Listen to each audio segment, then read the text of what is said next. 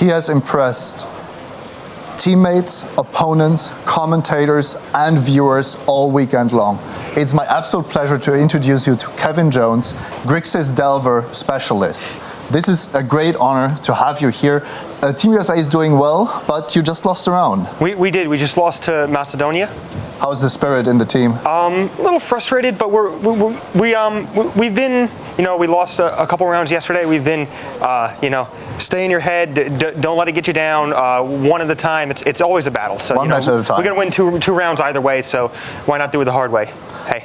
And you're not only relying on Owen Turtenwald, but also on the rest of the team, of course, in Modern. Yeah, of course. And I think you might be the only Grixis Delver player at this tournament. We had an opponent yesterday. I believe it was Thailand? Okay. I think it was Thailand. Why are so few people playing Grixis Delver, and why are you playing Grixis Delver?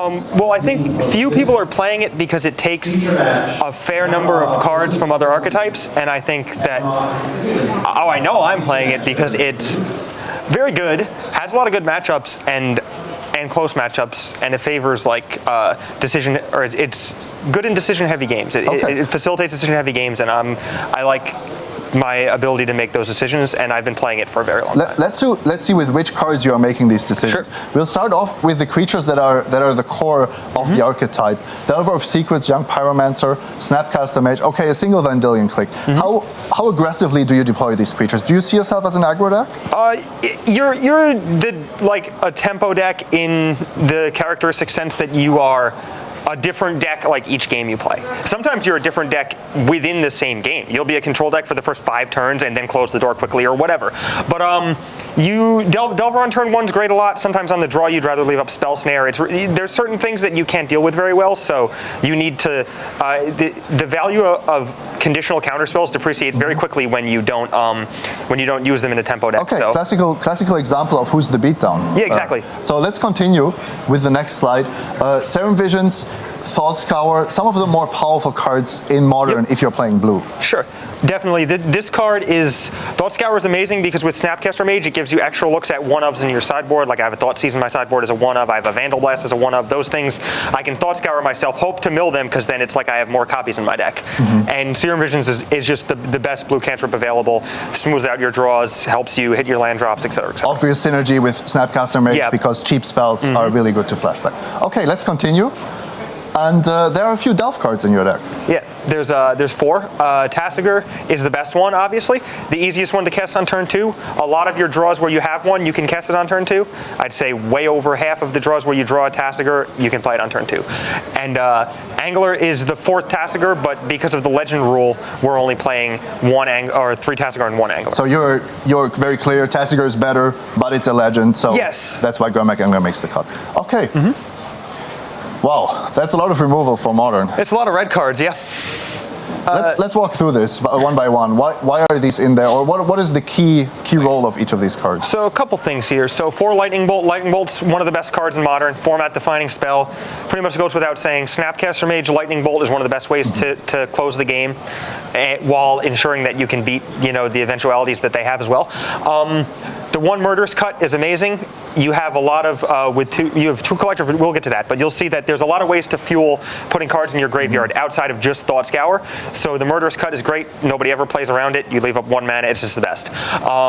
Terminate, solid, good to Snapcaster. Kills Tarmogoyf. That kills Tarmogoyf, and Reality Smasher is the main reason why it's there. We saw Collargun's command, for example, in Grixis Twin decks, and this synergy of returning a creature with Snapcaster Mage, destroying artifacts in the matchups where you want it. That's just a really versatile card. Yeah, Colligan's Command is a very versatile card. It's a little expensive in this deck because a lot of times you play 2 cheap spells per turn, and that's how you start to get ahead of people, by playing more things than they are. But Colligan's Command is one of the spells that you can play just as itself. It's a built-in 2-for-1. It's like playing 2 cards. It does very powerful things. It does some pretty interesting things that the rest of your deck can't do, like affect their hand or destroy artifacts. Like there's some pretty interesting ways, and you can get back Snapcaster Mage. It's a loop. It grinds out the mid-range decks pretty easily. So for a 2 or 3-for-1, you're willing to pay. Yeah, and the last is Electrolyze. Electrolyze is previous versions of my deck when we weren't in Unified or in different formats. I might have played 2 Electrolyze and 1 Colligan's Command as a concession to Lingering Souls, but here I didn't expect a lot of Lingering Souls, so I played 2 Colligan's Command, 1 Electrolyze as a concession to Inkmoth Nexus. And the Electrolyze is still good. It's good against Affinity, it's good against Infect, it's good it cantrips, it's very good against Jund, good against Liliana, etc. Against a lot of the decks that we're seeing here this week. Yeah, for sure. Let's go further. You talked about being a little bit disruptive, but you're not a control deck. No, you're not a control deck. You cannot answer everything they have most of the time.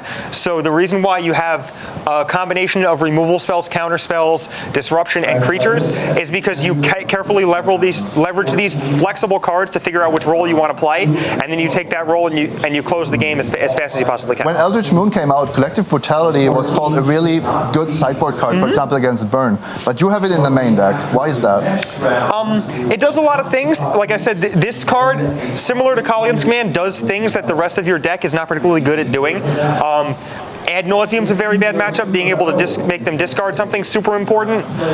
It's really good against Infect, and it's really, really good against Burn. And I thought that Infect and Burn were 2 decks that we would see because they don't take too much from either decks, and they're very powerful, and they allow you to one person can play Infect and the other person can play Burn, and there's no overlap. So I thought that a lot of that would happen. Same with Affinity and Burn. So a lot of metagaming going on, of course, with this deck. The second Brutality was almost a 3rd mana leak. At the last minute, I decided that I expected more Burn than combo or mid-range, more Burn and Infect than combo or mid-range, so I went with 2 counter spells and 2 Brutalities. Awesome. Let's continue. Lots of lands. I think 8 fetch lands, 4 duels. That's what you have. 5 duels. 5 duels, one more on another slide. So anything special about the mana base? Well, I wish my mana base looked like that, actually, because those are fancy. But no, you've got 8 duels. There was 8 fetches. There was a 9th for a very long time. But the advent of Spire Bluff Canal has led to there being a total of 3 fast lands in my deck and only 8 fetches. We can show the next slide because that's where the other lands are. Are you concerned about how much damage you need to take to support your 3-color mana base? Well, the Spire Bluff Canal and Dark Slick Shores, as well as 4 basics, helps that.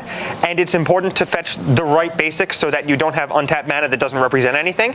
And as a consequence to that, it's often right to get Watery Grave into basic Mountain if you want to take less damage. So that's why there's 2 Spire Bluff Canal and 1 Dark Slick Shores, because then if your last land is Spire Bluff Canal, you have all 3 colors with 2 blue sources, and you've taken a minimal amount of damage. Okay. So that's why it works that way. Okay, Kevin, you clearly know a ton about Grixis Delver. How hard is this deck to play? Very hard. I don't want to be arrogant or whatever by saying that. It's a steep slope, but once you hit the tipping point where you know your deck, instead of it being a detriment, being difficult to play, it's difficult to play against as well. So it starts to become harder and harder to play against, and I actually feel advantaged because I know my deck and other people don't, as opposed to struggling through playing this deck. But I would not recommend that people pick this up cold. It's very different than Grixis Control too, because it doesn't do kill everything and then figure out how to win. It kind of has to shut the door in a finite window and jump through hoops and stuff. So know your role, know your matchups, switch roles, even within games, know how to sideboard. Very complicated, but you are obviously very experienced with Grixis Delver. Thanks to Kevin Jones for this deck tech. This was Simon Görtzen from the Tournament Center.